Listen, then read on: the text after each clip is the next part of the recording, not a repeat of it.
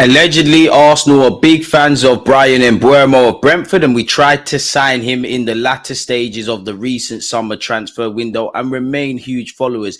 Kiwior is getting it from the Polish press, and he's also been linked with Chelsea. Trossard, who, was once linked with a move to Saudi Arabia, is again in line for another contract. There's an update where Odegaard's concerned and injuries. I know Arsenal fans, we can't afford any more injuries. We're missing Declan Rice due to suspension. Mikel Merino obviously broke his or busted his shoulder, after a collision with Gabriel. We know Tomiyasu and Jesus are nursing injuries. Life is coming at us very fast, Arsenal fans. Do me a favor, smash the like button, subscribe if you haven't, get the creative juices flowing, and allow me 2 seconds to share my screen, and we'll get into everything concerning our football club in the present media at this moment in time. Now, let's start with Trossard, who, for me, I think Arteta doesn't see him as a starter. I think he sees him as a rotation player. Now, when there's 38 Premier League games, however much in all the competitions, you need a squad. And Trossard is that. He's the best finisher we've got at the club, regardless of statistics. He's versatile, he's experienced, and I think he's so much more, but he is described as a super sub.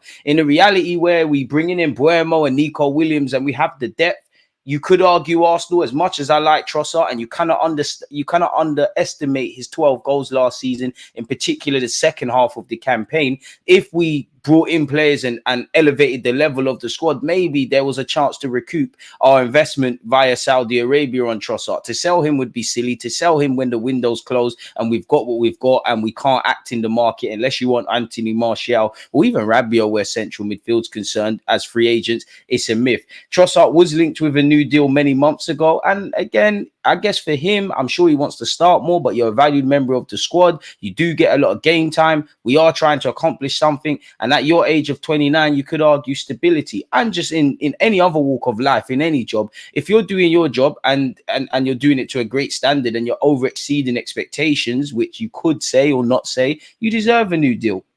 Football Insider and numerous reports are saying Arsenal could now open contract talks with winger Leandro Trossard, sources have told Football Insider. We all know there was an offer from Saudi Arabia. Arsenal didn't bite to that, people. It was 30 million here. It's been said to be 20 plus the other 10 million in add-ons, a loan with an obligation and many other red tape. But apparently it was revealed that the bid was rejected, with Arsenal and manager Mikel Arteta having no intention of losing the winger outside of the English window. Trossard is under contract until 2026. I wonder if there's an option of a 1-year extension, but at this moment, the next 12 to 18 months are very pivotal in what Trossard does on the football field and how that affects what Arsenal want to do, how other players affect that, because Kai Havertz is playing through the middle, Bukayo Saka's on the right. It's probably open season where Trossard, Martinelli, maybe even a fit Gabriel Jesus, potentially Raheem Sterling for at least a year, maybe beyond that, are concerned, people. But if we were to wake up and sign Raheem Sterling permanently, or we were to achieve our dream of bringing in a Nico Williams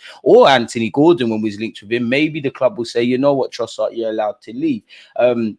Sources say the Belgium international is still seen as a key for Arsenal, despite Raheem Sterling arriving on a season-long loan from Chelsea on deadline day. As you know, he got 12 league goals, 19 goals in all comps. Well, 19 goals and assists, or better yet, people. I'm about to say that would look a bit booky, but 19 goals and assists in 46 appearances across all comps, people. He's just started 25 games as well. So again, he could argue what I'm doing on the goal scoring front is a lot better than the existing options, because Kai Havertz is doing his thing, Saka is doing his thing, but they play significantly more minutes and start significantly more games than him. And while he didn't do anything against his former club at the Emirates, I don't want to go over that because the referee against Brighton, he did his thing against Aston Villa, people. So yeah, apparently we've wrapped up extensions for Tomiyasu, Ben White and Jorginho. We all know that. Mikel Arteta apparently is in line for a new contract, and he's confirmed he's likely to extend his stay at the football club. Now, getting into Martin Ødegaard again, ahead of the North London derby when the international football's done, there was rumours he was struggling with fitness where Norway is concerned, which scares me. Apparently he's calmed us down. He said, I think it's just another bang. I was about to say, I think it's something other than the bang, so to speak. I took a couple of knocks in the match against Brighton, but I feel better now. Yesterday I trained as normal without any problems, and I'm ready for the match. He also said he feels good. So yeah, big up Martin Odegaard. We don't need any injuries. We do need you to convert your chances, because you should have 2 Premier League goals against Villa and Brighton. So yeah, our fears have been allayed. And obviously for Odegaard, he's the captain. He's got stability at the club. He's the go-to man. And him and his girlfriend recently announced that they're going to have a little son or daughter. I don't know on that case, people. Respectfully to his private life, I don't really care about that. You know, that's for him. Where Arsenal's concerned, he said, I feel I am established in my life now. I feel like I'm at the perfect club and I feel at home too. So now I feel that things are in place. And that's great. Where you got Saliba 23 now, Saka, happy belated, just turned 23, Odegaard a bit older than them. You're now coming into prime ages. And even on Bukayo Saka, whenever I hear the age 23, I also always think back to Wenger's comments about when you turn 23, and he said, why you shouldn't be the finished article. When you get to that age there, that's when you really become a footballer, because you know your job, you know your role, and you know exactly what you have to do. He also said the only thing missing is for us to start winning titles with Arsenal and to make it to the championship with Norway. Hopefully you achieve those things, people, where he's concerned. Carrying up the theme, he had a good game against Kazakhstan. I didn't watch it, but you can see the statistics on screen, people, if you care for such. Benjamin Sesko was linked with Arsenal, and you'd imagine the hunt for a striker is still going. He had a 50 million euros release clause. That has been done, people. Apparently the value of the said clause eventually rose to 65 million. He signed a new deal, but that hasn't stopped Arsenal being linked with him. And in the last few days, Sesko, Isaac, Mbuemo, Nico Williams, it's being geared up for 2025 or the summer of 2025 to be amazing for Arsenal in true Arsenal tabloid talk fashion. They gas up the window before it happens. The window happens, and I'm not saying it's great or terrible, but it's not entirely what Arsenal fans want. And then it's this sort of narrative, people, really and truly. So yeah, we're still linked with him. Apparently his release clause currently stands at 75 million euros, so that's around 60 odd million. With Arsenal having another year to scout him and assess targets, you'd imagine we're still going to be linked with him and potentially signing, people. Osimhen's gone to Galatasaray. I don't buy any rumors with Arsenal moving for him, because there was no real tangible proof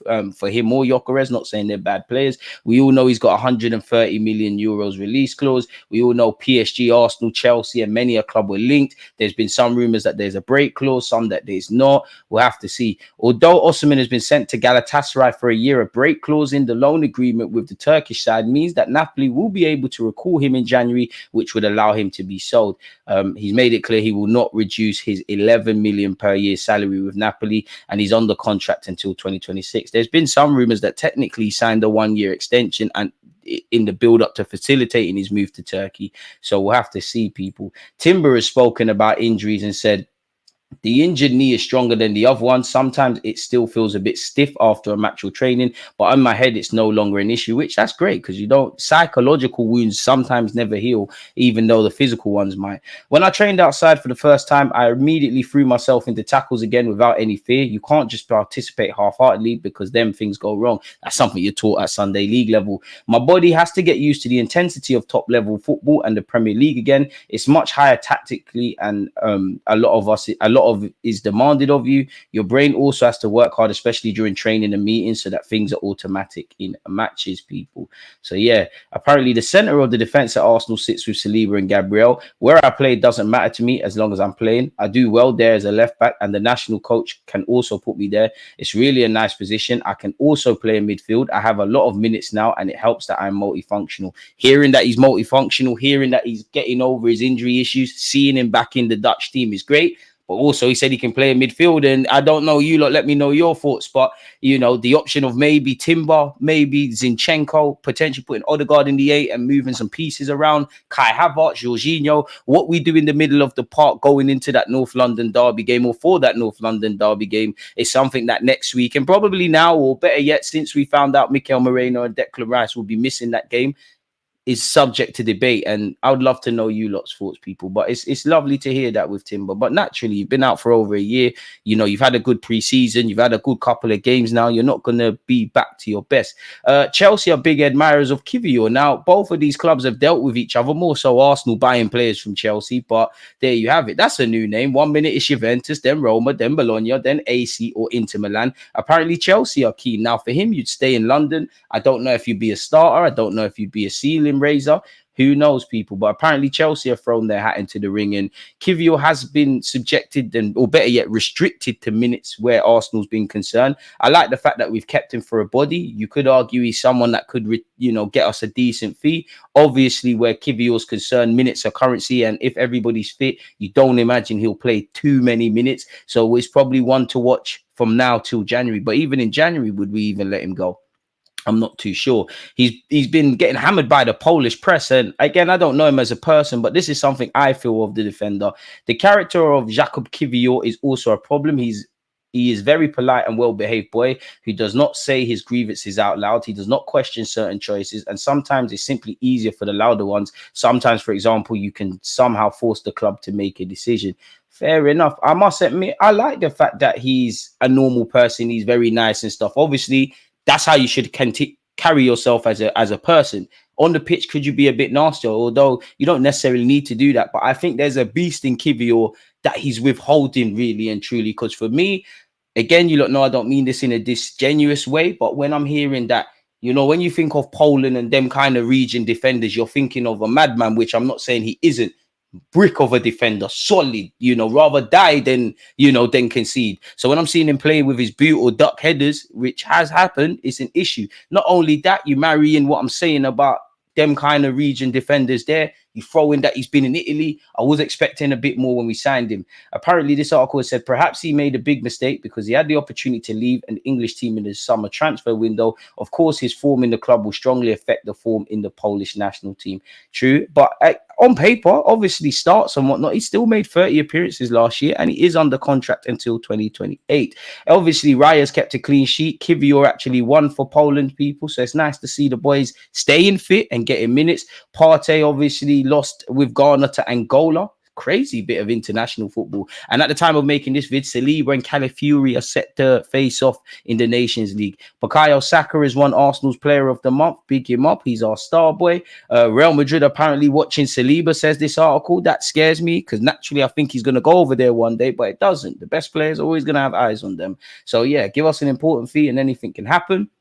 Arsenal and Manchester City have been linked with Alphonso Davies. I know we like fullbacks, but we're taking the P a bit. Obviously, he can play in it out wide and whatnot. I don't believe this, but I'm showing it to you lot, in it, people. Once again, Saliba's been linked with Real Madrid.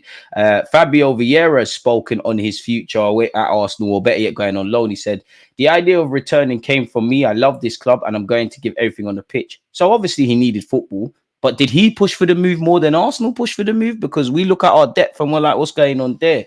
I'm happy. Obviously, it's my home. I'm looking forward to being at the stadium, playing in front of these fans and doing the best I can for this club this season. It was a chance that above all came to me because it was something I already wanted to play. There you have it. I had a difficult time in England, an operation. And at this moment, I felt that FC Porto was a great opportunity to continue growing and developing. I felt that it was the right place to do it this season. They haven't got a purchase option. Hopefully, he can play amazing and play to the form that initially got him signed for Arsenal Football Club. Ben Jacobs, nothing groundbreaking there, but has said that Raheem Sterling could join Arsenal on a permanent basis, in which I'm sure Chelsea will be happy to sell. Yes, it's possible. Raheem Sterling is very excited by the Arsenal move, a player that Arteta knows well, and exactly the kind of signing Arsenal have done in the past, where they have seen optimism in the market. And often it's those kind of players, Trossard, Jorginho, and now Sterling, that have actually had a huge benefit. So Sterling has not arrived at Arsenal, even with Reece Nelson departing for Fulham, feeling like he's guaranteed to start all of the big games. But he's prepared to be a squad player, and he knows he's going to be integrated into the culture and get a fair amount of minutes throughout the season. Big him up, man. I want you to, if we've got everybody pushing for places, it's amazing.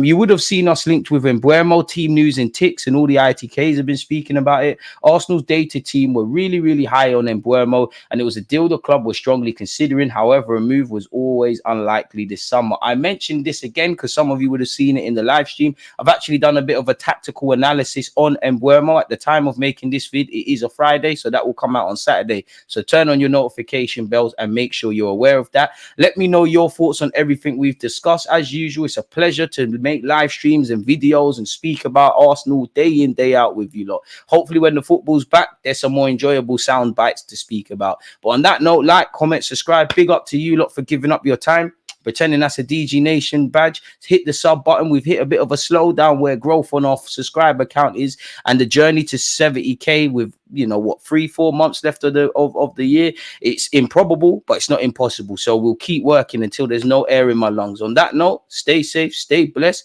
Peace. Always